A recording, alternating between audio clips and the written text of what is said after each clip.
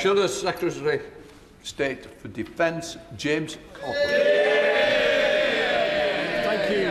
Thank you, Mr. Speaker. And can I begin by associating myself and the opposition with the remarks by the Deputy Prime Minister about the terrible and horrific attack in Huntingdon. We wish a speedy recovery to those still in hospital and pay tribute to the brave actions of the public and the police. Now, Mr. Speaker, overnight, the father of the girl assaulted in Epping by Hadish Gabatu, the illegal immigrant, released by accident, said the government had failed them relentlessly. Now, I confess, I'm surprised the Deputy Prime Minister hasn't already apologised. So I'm going to give him an opportunity now. Will he apologise to the family concerned? Deputy Prime Minister. Well, it's great to see the honourable gentleman in his place. I had expected to see the Shadow Justice Secretary, but nevertheless, I'm pleased to see the honourable gentleman.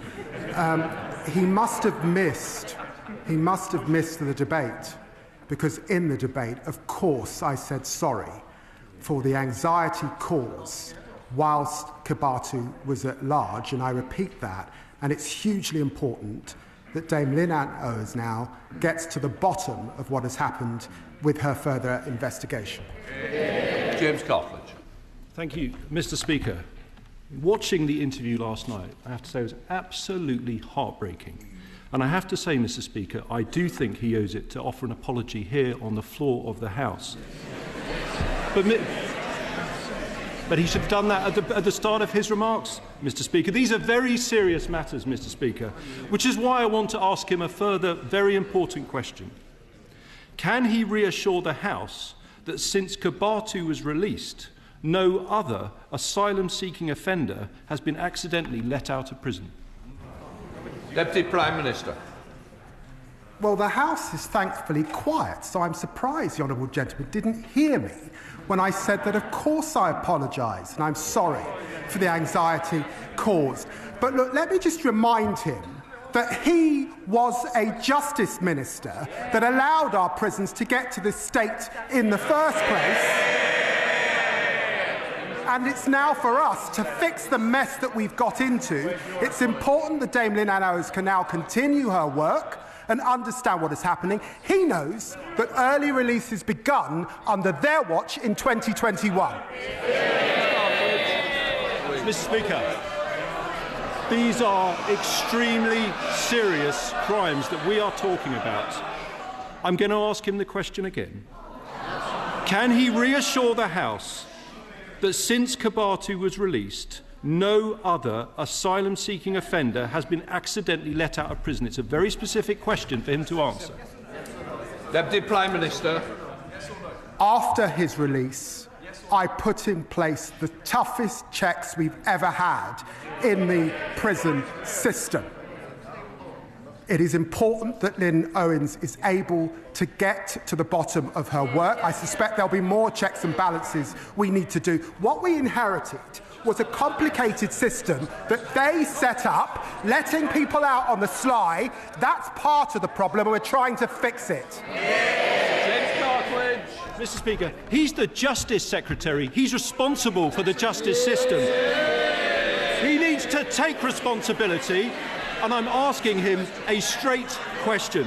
And I'm going to repeat it once more for the avoidance of doubts, because he didn't answer it twice. He's here to answer questions. Can he reassure the House that since Kibatu was released, no other asylum-seeking offender has been accidentally let out of prison? It's a clear question. Can he give an answer? Deputy Prime Minister. Get a grip, man. I know I'm the Justice Secretary. That's why I'm at the dispatch box, also as Deputy Prime Minister. We know that. I'm not going to pray in aid. Dame Anne Owens is a former Deputy Commissioner in London, head of the NCA. It is for her to get to the bottom of that work. Of course, we know that there have been spikes since 2021 under his watch. When did he come to this House and apologise? Thank you, Mr. Speaker. The purpose of government is to take... I want to hear both. Quiet. James Coughlin. Mr. Speaker, It's getting noisier now, so just in case he didn't hear me. He's the Justice Secretary. Can he reassure the House that since... Order. I will have no gestures from the balcony. Let me reassure you, don't gesture to me. It's not a wise decision. This is important. Prime Minister's questions, all our constituents are listening. People in Epping and right across the country want to know the answer, Mr. Speaker. So I'm going to ask him again. He's the Justice Secretary. Can he reassure the House that since Kibatu was released, no other asylum-seeking offender has been accidentally let out of prison? Can he answer the question? Deputy Prime Minister.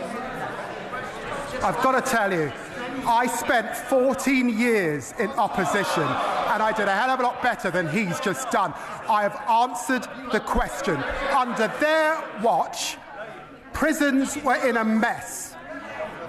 Suicides went up. Prison officers cut. 20,000 neighbourhood polices lost. We've deported more in the last year than they deported in the last 5 years. Please, I'm not going to take any lecture from the honourable gentleman. Mr. Juris and Mr. Stafford, you test my patience each week. Today's not the day to test my patience. We do have quite a bank holiday, so I certainly wouldn't want to be testing it at the moment. James Cartledge. Thank you, Mr. Speaker.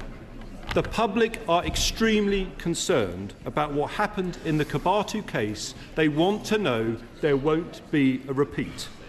So I'm putting to him a very clear question about his responsibilities. I repeat, can he reassure the House that since Kibatu was released, no other asylum-seeking offender has been accidentally let out of prison? Can he answer the question? Deputy Prime Minister. Mr. Speaker, I'm looking forward to being up against the member for Newark next time. In 25 years in this House, I've not witnessed a more shameful spectacle, frankly, than what the party opposite left in our justice system. Their criminal negligence on his watch as a former Justice Minister. They left our prisons on the brink of collapse entirely, threatening to allow offenders to run wild on our streets. He knows that. Rape victims waiting years for their day in court. He knows that. Neighbourhood policing decimated, leaving our people feeling unsafe in their communities, and they haven't learned a thing. We are tackling knife crime, that's why it's falling. 13,000 more bobbies we are putting on the streets, kicking out 5,000 foreign criminal offenders. I've got to say to the honourable gentleman, he should do better.